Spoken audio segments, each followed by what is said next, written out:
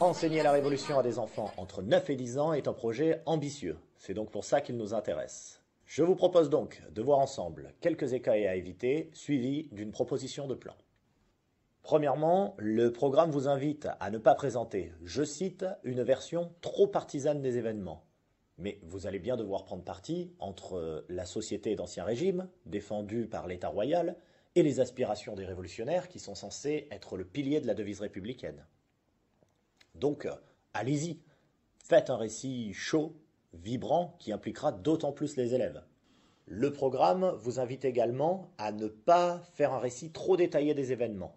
Mais là encore, vous n'allez pas pouvoir faire l'économie d'omettre les grandes journées de la Révolution. Vous devez, pour avoir un récit cohérent, en maîtriser la chronologie.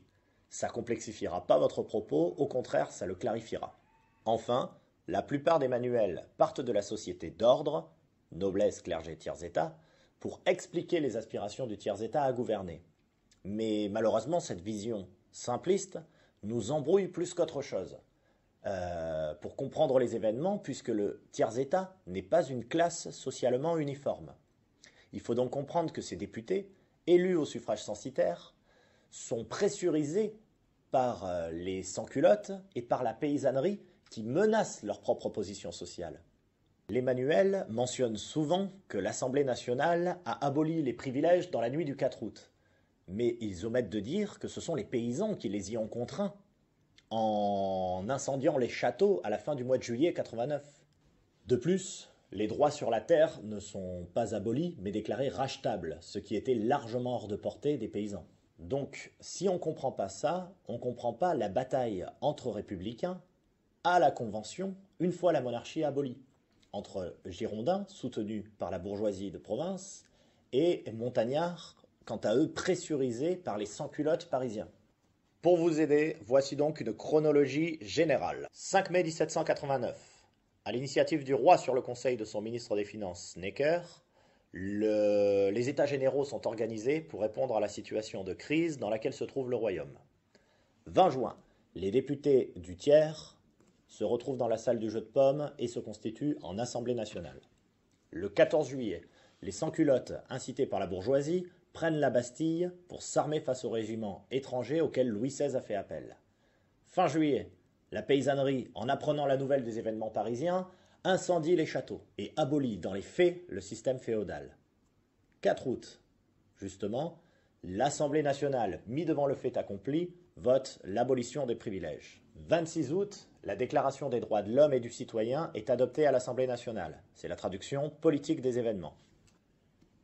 Et enfin, dernière grande journée de l'année 1789 qui a été assez dense, les 5 et 6 octobre, en pleine famille, les femmes de Paris se rendent à Versailles pour demander du pain et le ramènent sous escorte de la garde nationale à Paris. On est maintenant en 1791. Le 20 juin exactement, pendant la nuit, le roi tente de s'enfuir pour rejoindre la frontière et soulever une armée royaliste, mais il est rattrapé à Varennes et une nouvelle fois ramené sous escorte à Paris.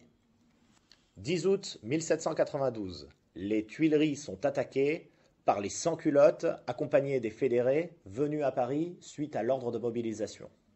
22 septembre, l'annonce de la victoire de Valmy entraîne la proclamation enthousiaste de la Première République, mettant ainsi fin à l'épisode constitutionnel de la monarchie.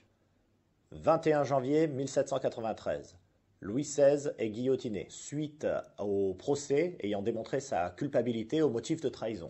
2 juin 1993, les sans-culottes débarquent à la Convention et arrêtent les députés girondins, dont 22 d'entre eux finiront guillotinés, laissant ainsi le champ libre aux montagnards. Entre juin 1993 et juillet 1994, la Convention, sous la domination du Comité de salut public, lui-même sous l'influence de Robespierre, instaure le régime de la terreur. Les révoltes fédéralistes partout en France sont matées, les soulèvements royalistes et catholiques en Vendée également, et la situation militaire aux frontières est rétablie. Enfin, 27 juillet 1794, Robespierre et ses partisans sont arrêtés puis guillotinés avec le soutien de l'aile modérée de la Convention. C'est la fin de la période dite révolutionnaire. Afin de séquencer votre enseignement, je vous propose le découpage suivant. Séance 1, l'année 1789, ou comment Paysans, sans-culottes et bourgeoisie ont réussi à ébranler la vieille monarchie millénaire et surtout à abolir le système féodal.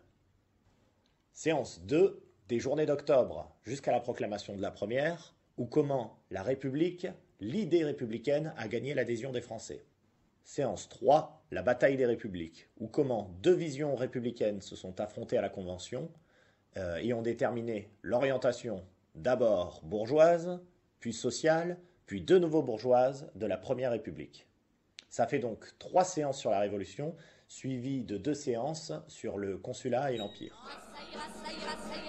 Les aristocrates à la lanterne, ça ira, les aristocrates dans les ponts.